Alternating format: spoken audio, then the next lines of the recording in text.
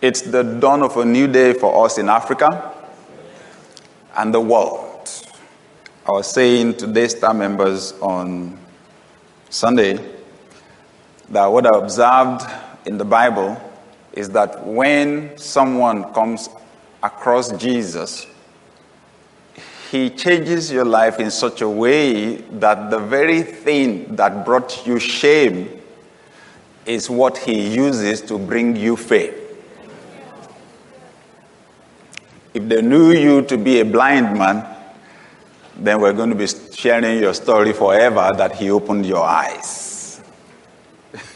If it is that you tried all night to catch fish but failed in business that night and caught nothing, he does something such that they'll be sharing the story forever that you got more than enough fish. If it is that you died, like Lazarus, the story will be that you resurrected. I said Africa has had the reputation for producing some of the worst leaders in the world. But we want the world to know the story has changed.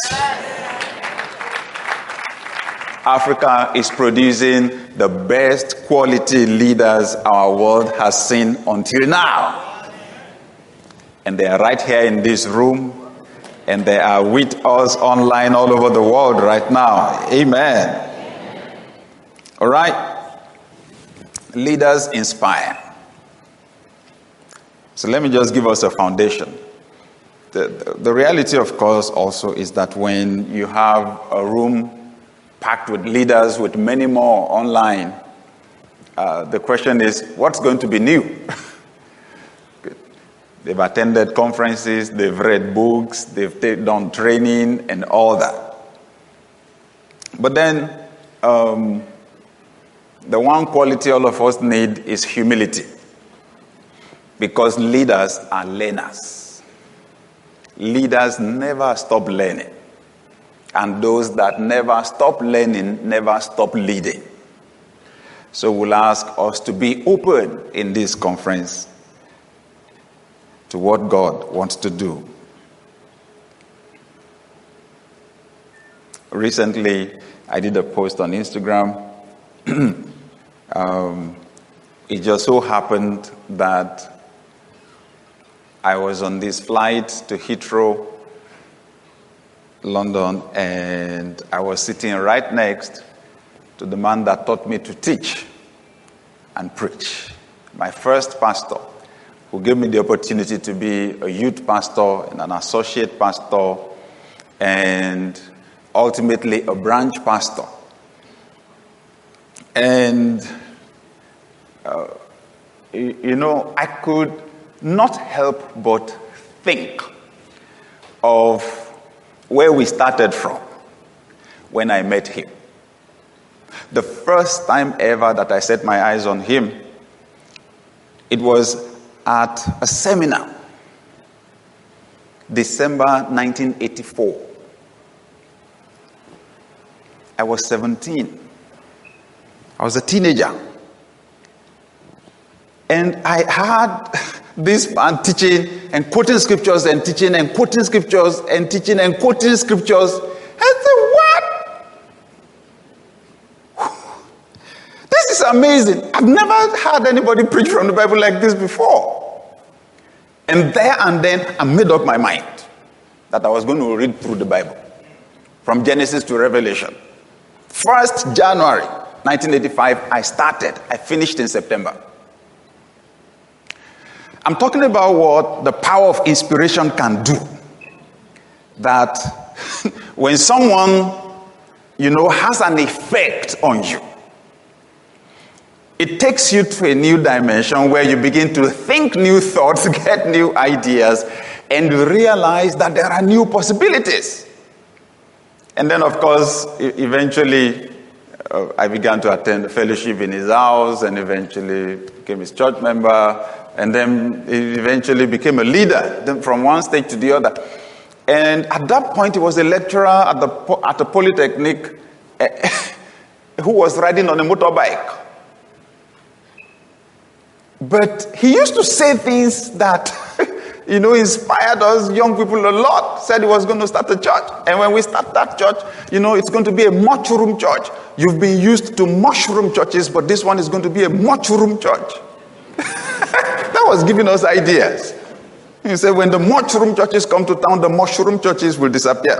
I said, oh, okay. And he said, I'm going to the world. I'm going to the world.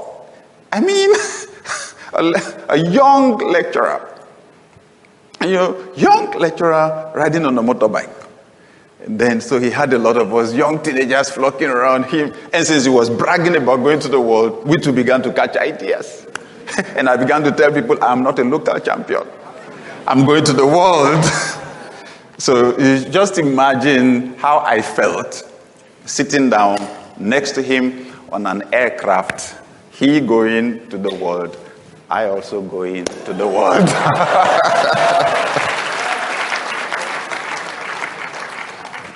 To inspire is to make someone feel that they can do something.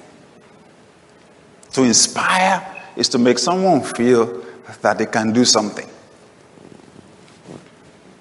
Great leaders have the ability to inspire people to great heights of performance and success. It's a common trait of great leaders. They inspire people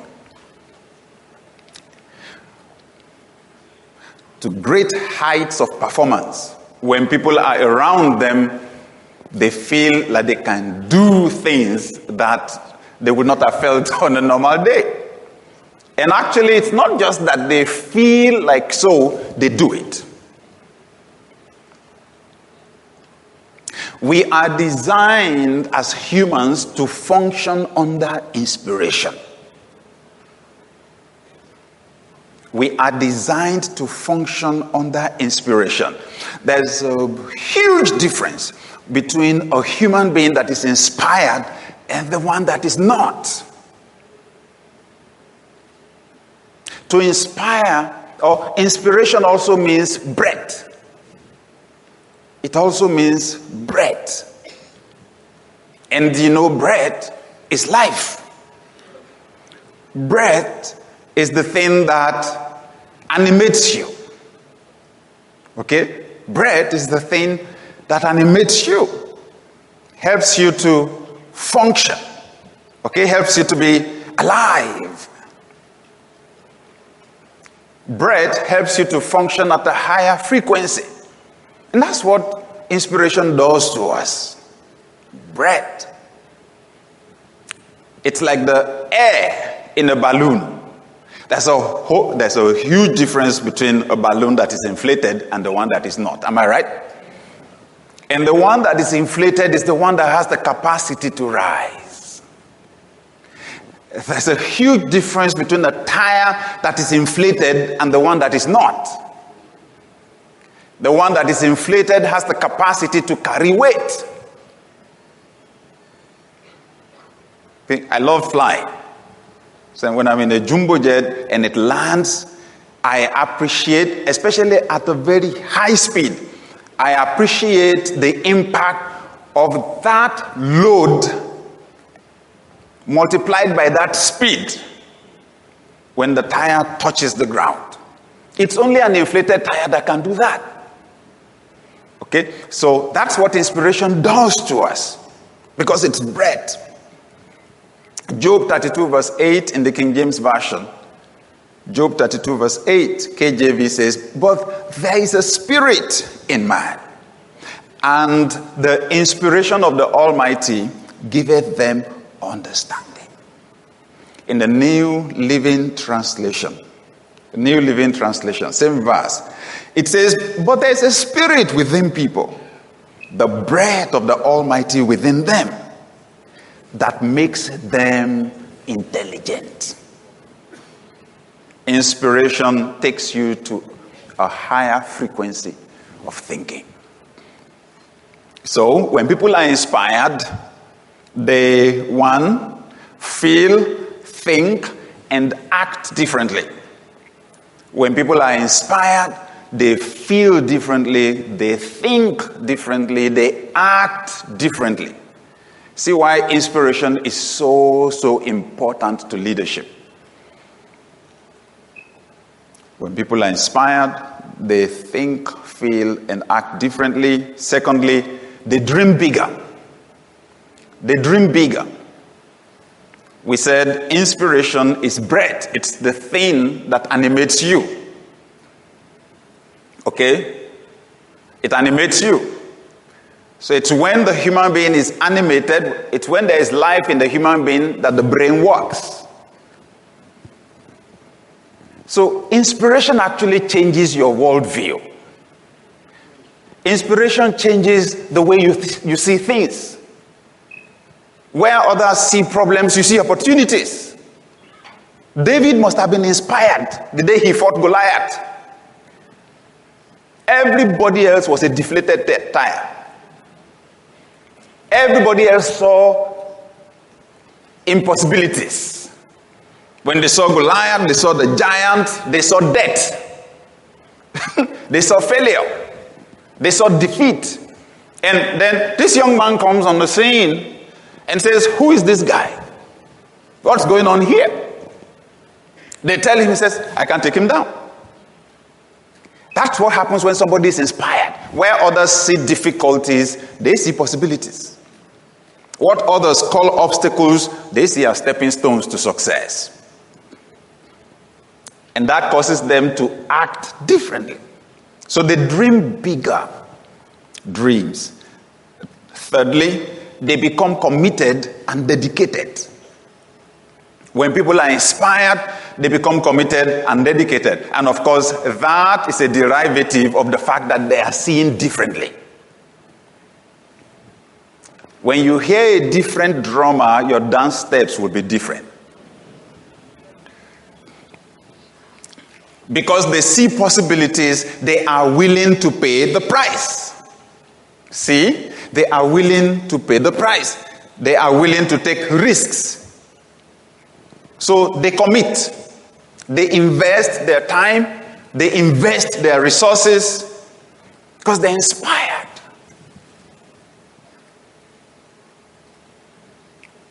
So one of those days, a deacon in our church then, when I was serving under my pastor, called me and said, well, since you are the leader of the young people, let me talk to you. He said, we were discussing somewhere, us adults, we were discussing somewhere, and the discussion just had to do, it just centered around you young people. And one of us said, if anybody knows these young people, you better go and advise them. Because some of them are running after this man that is riding on a motorcycle. If they have anything to do with their lives, they had better move on. See? They didn't see what we were seeing. They saw a man that was riding on a motorbike. We saw a man going to the world. And the fact that he believed he was going to the world was inspiring us.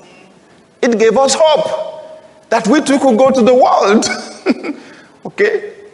So, we were there day and night, putting the energy, putting the effort, whatever was supposed to be done, we did. When people are not inspired, they don't commit. What you have from them is involvement, not commitment. And they are two different things. Like somebody said that in the making of bacon and egg, the chicken is involved, but the pig is committed. In other words, when you make bacon and egg, the chicken gave you the egg and still stayed alive. But to eat the bacon, pig sacrificed. The pig made the ultimate sacrifice. So some people never go beyond the realm of involvement. Some others go to the place of commitment. Next, when people are inspired, they attempt great things. They dare things because they're seeing differently. They attempt great things. And because they attempt great things, they achieve more. When people are inspired, they achieve more. Inspired people experience miracles, literally. Inspired people achieve great things. Ordinary people producing extraordinary results. I remember that Archbishop Idahosa once said, if you are not inspired, you will soon expire. So an uninspired person is like a balloon that is deflated. It cannot rise to higher heights. Or like a tire that is not inflated. It can't carry weight, and it can't travel fast. Leaders create that atmosphere that people breathe in. Leaders create that atmosphere that gives people breath.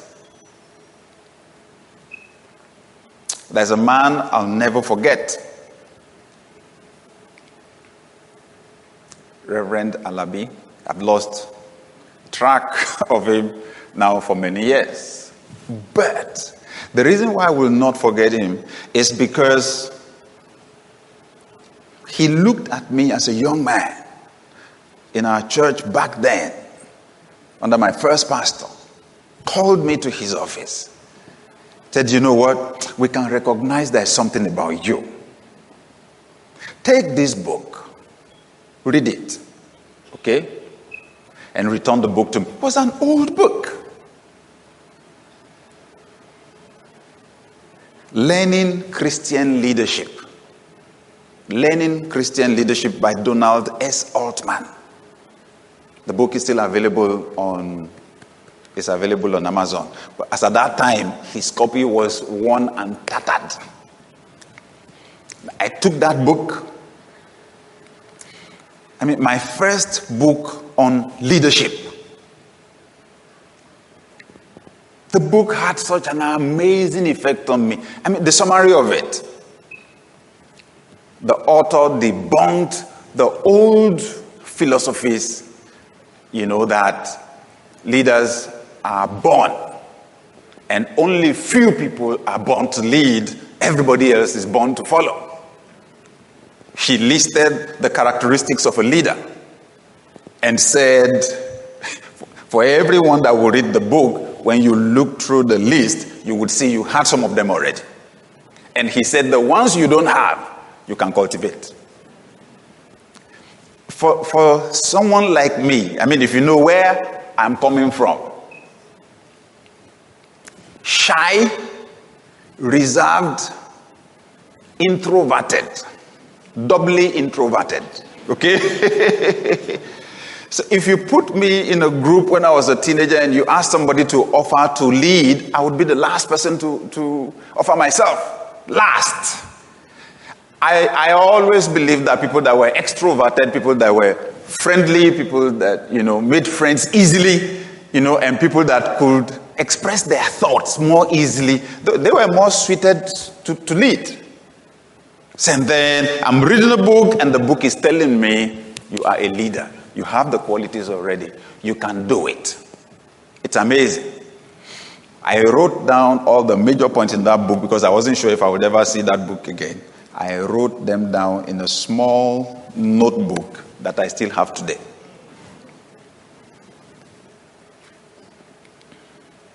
What I breathed in from the book took me to a new level of thinking and a new level of acting. You can lead by coercion or by inspiration. You can lead either by coercion or by inspiration. I realize that in our days, many people find themselves in positions of leadership. Just by reason of doing your job well, people get promoted, then they become supervisors, then they become managers. And then a lot of people don't realize that as you rise, you need to develop people skills. You need to go beyond your technical skills as an accountant, as a doctor, as an engineer, as a lawyer. That the higher you rise, the less important your technical skill is. And the more important your people skills become. A lot of people don't realize that the reason why they hit a bar, in the advancement of their careers is because of their lack of people skills. And you know that in our part of the world, once somebody hits a bar like that and keeps getting knocked off, keeps losing a job at a particular level, we know who is responsible for it. It's the witch. And of course, the next thing is for us to ask thunder to fire them.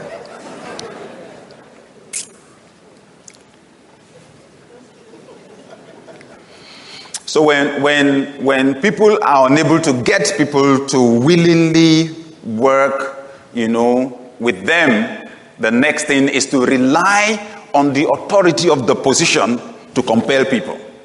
Now that's the coercion. And some of us take it to the extreme.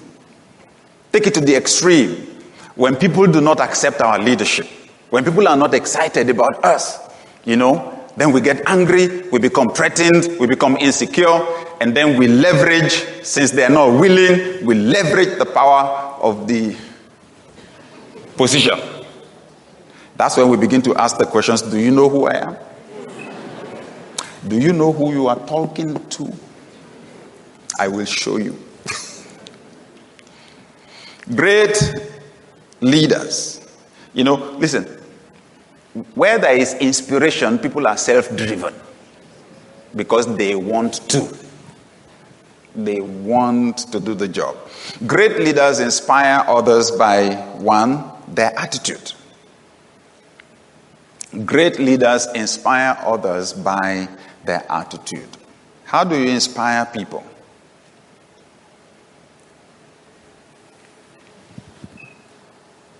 Many years ago, in my first pastorate,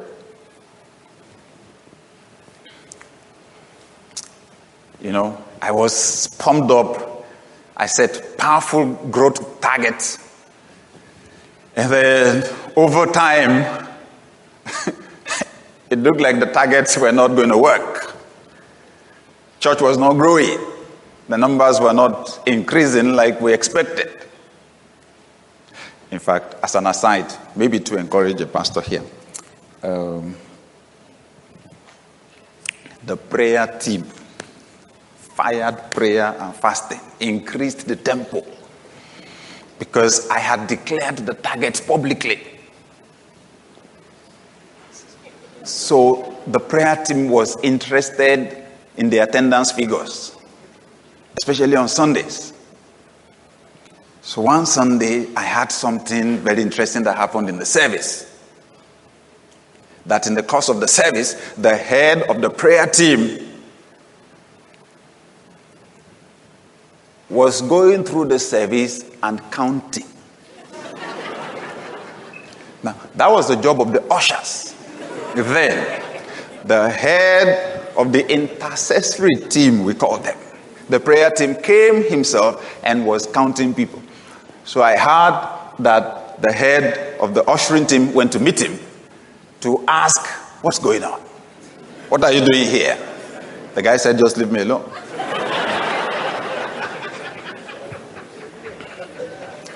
The head of the ushering team said, Mister, leave this place, because this is not your job. He said, leave me alone. You people have been allowing the devil to use you. You're not allowing God to answer our prayers. We're praying for God to bring people, and we believe that God is bringing people, but you are not counting them well.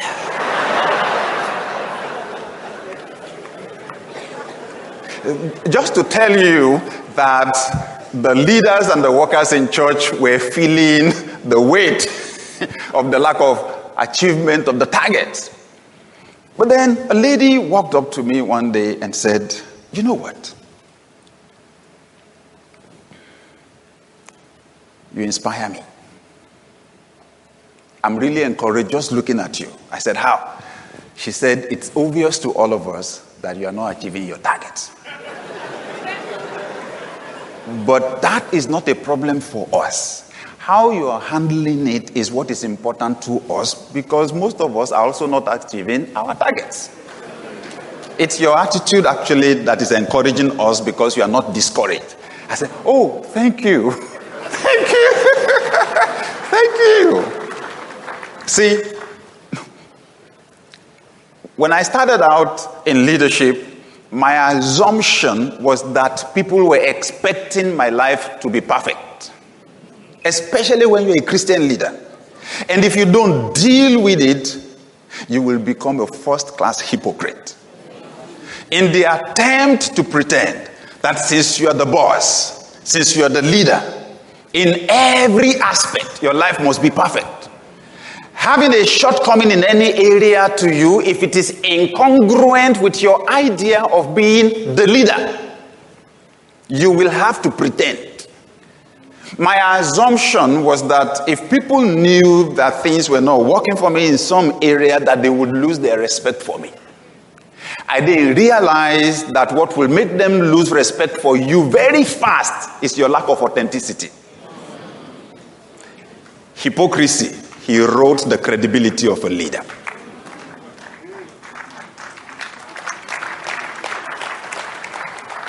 So they were watching me. They knew I had targets and that the targets were not working. And she said, that really doesn't bother us. It's not a perfect world. But your attitude, how you are holding up, is what's encouraging to us. So leaders inspire others by their optimism. By their optimism. A pessimistic leader will deflate your tire. Leaders inspire others by their optimism, by their perseverance. Perseverance. Capacity to hold on, to stick to it until things work out right. They inspire others by their hope.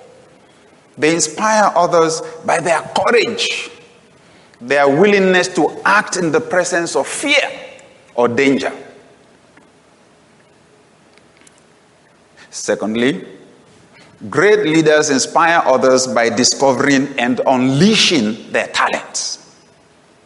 Great leaders inspire others by discovering and unleashing their talents. People watch them do their thing and feel like, come on, I can do this too. This guy doesn't have two heads. Wow, he's just like me. The first time I watched Dr. Miles Monroe on video, it was many years ago. I had never even heard of him. So my first pastorate, and the deacon said, I saw somebody. If you don't mind, will you come to our house? I want to show you something. And then he slotted in the video player. I sat down there stunned. Whoa! Insights. Insights, revelation, understanding, wisdom. As I sat there watching, I was just thinking to myself, this man was not born like this. He became like this. If he became like this, then I can become like this. I will become like this. That's the inspiration. A man who discovered his talents, understood his wiring. Everybody's designed differently. And you know where there is absolutely no one that has no talent. Everyone has their area of genius. The big problem we have is that there are too many people God designed to be originals that are struggling to be duplicates. Too many people underrating their own talents, underrating their own gifts. Everyone is special. Everyone is a genius. Most of us are contented to be spectators. Let some other people display their gifts. So, as I was watching, I enjoyed the lecture. I enjoyed it. But I went beyond enjoying. I was looking at the man. I wanted to become like that. So when we were done watching, my host said, how did you find it? I said, amazing. It's phenomenal. I've never had anything like this before. I said, you know what? He was not born like that. He became like that. So we can become like that. Okay?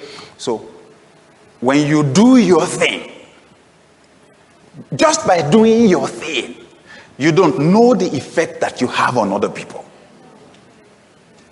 I read many years ago the great evangelist T.L. Osborne say that he and his wife had been to, or his wife and himself had been to India. They had been missionaries for 2 years, and they had not been able to get one single person to become a Christian. Then they went back on break to the U.S., and then he went and attended a crusade. When he saw how the preacher was praying for people, deaf ears were opening, blind eyes were opening, the man was calling out things that no human being could ever have told him. He said, as he sat there watching, all he was hearing was, you can do this too. You can do this too. He saw a new version of himself.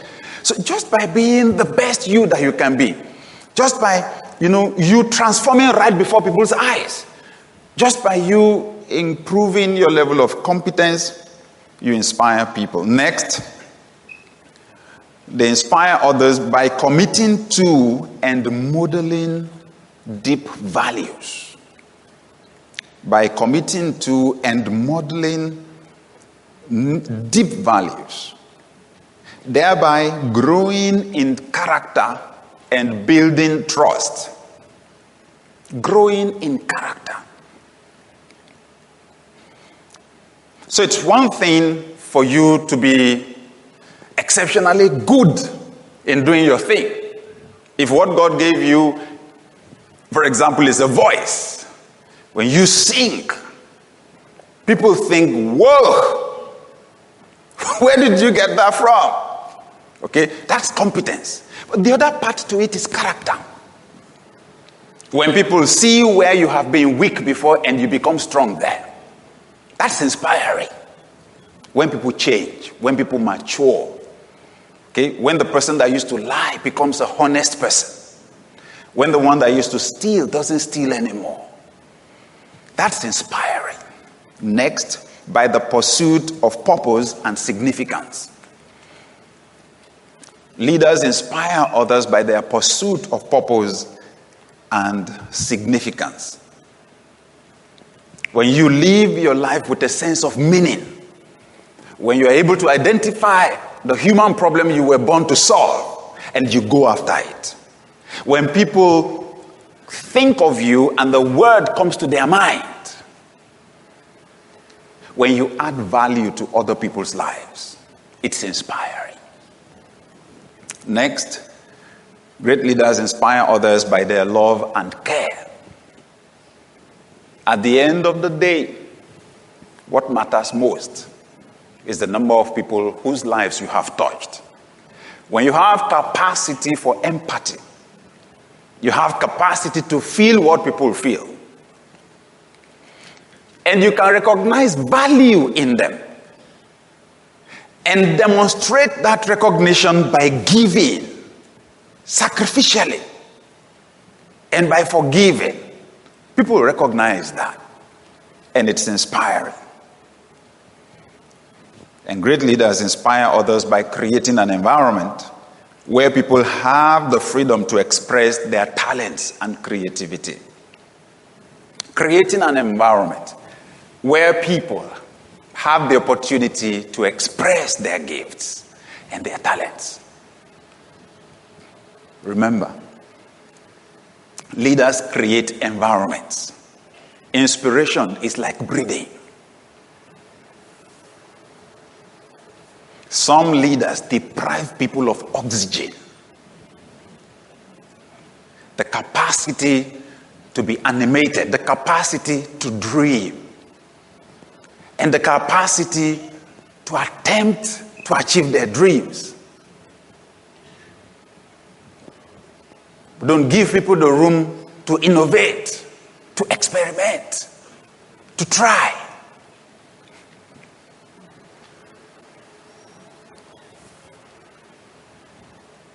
I will never forget the story of the shark.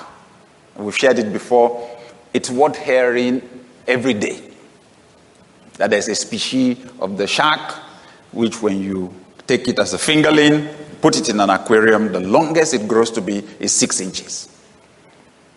However long it stays in that aquarium, 6 inches. And however long it may have been in that aquarium, if you take it out and throw it in the ocean, it grows to full size. the environment controls the growth of that shark. And that's exactly how the environment controls the development of a human being.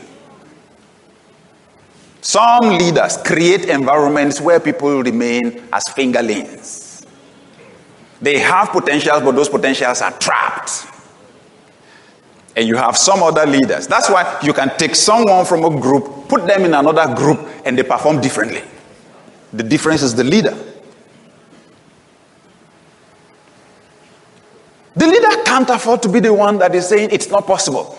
You can't do it. Nobody's ever done it before. Yeah, exactly. What nobody's ever done before is what the guy or the lady is supposed to do. Because there has never been someone like him or her before. That's exactly what the person is supposed to do. But you know where the problem can come from? When the leader is also not inspired. To inspire others, you need to be inspired. To light other candles, you need to have some fire. The question this morning is, how do you get your inspiration? Some people get their inspiration from negative sources. Alcohol and drugs will give you inspiration. They take you to new frequencies where you see new things. I'm telling you, you don't see things the way they are, you see them the way they could be. Which is the definition of vision.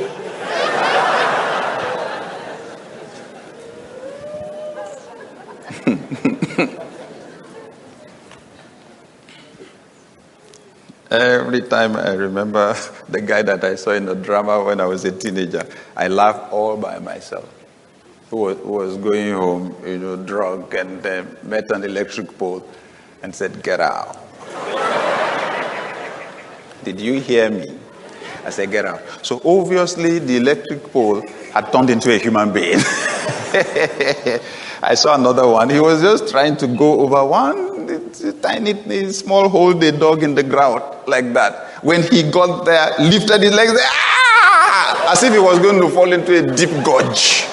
He went back, moved back, ran, got there. That was inspiration. I'm telling you. You have to be inspired to see things like that. So alcohol and hard drugs, and sincerely speaking now, this is serious business. A lot of the creative people, a lot of the successful people, a lot of people in leadership positions in our world right now are on drugs.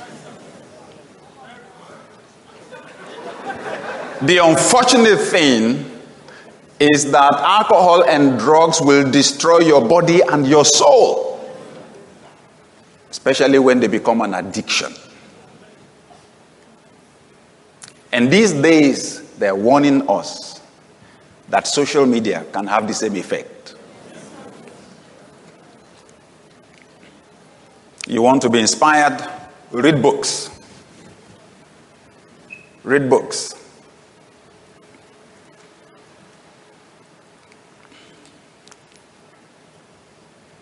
My, oh my. I have had experiences with books. For example,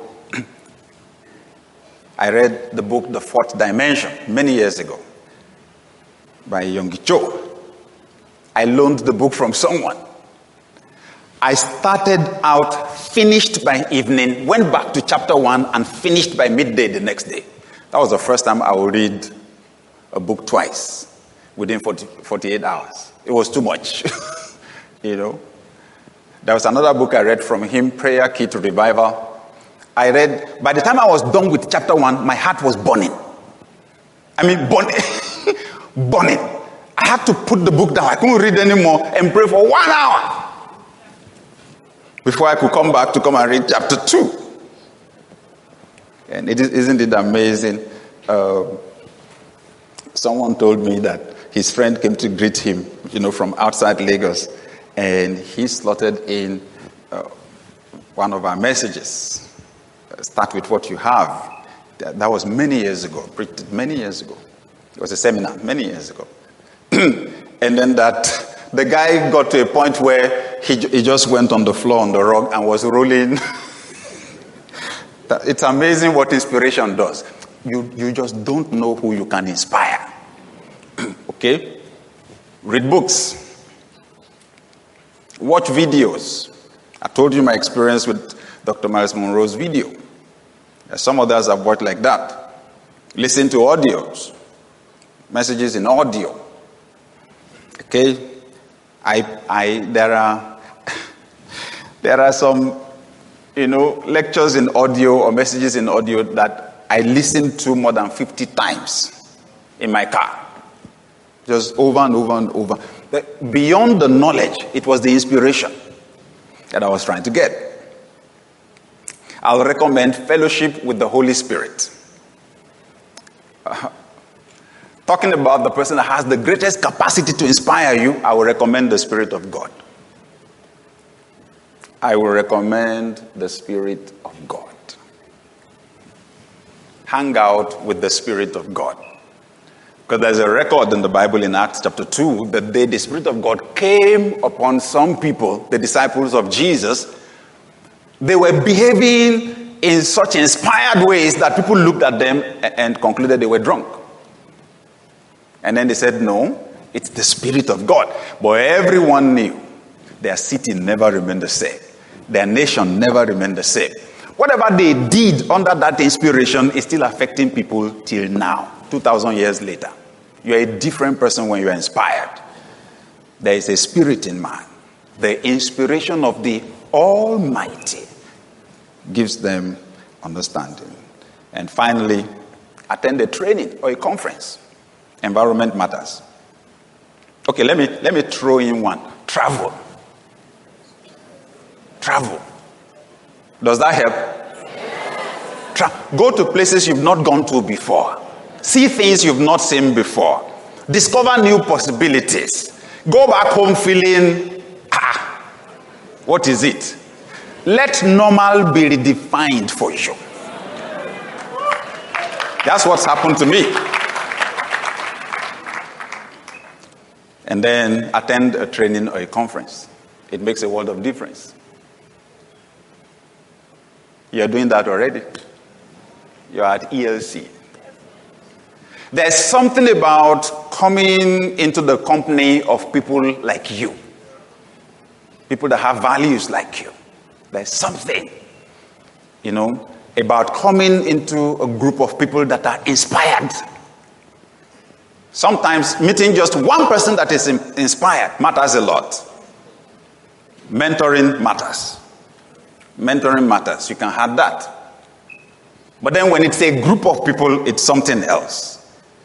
I was reading in 1 Samuel 10 verses 5 and 6 in the Bible. 1 Samuel 10 verses 5 and 6.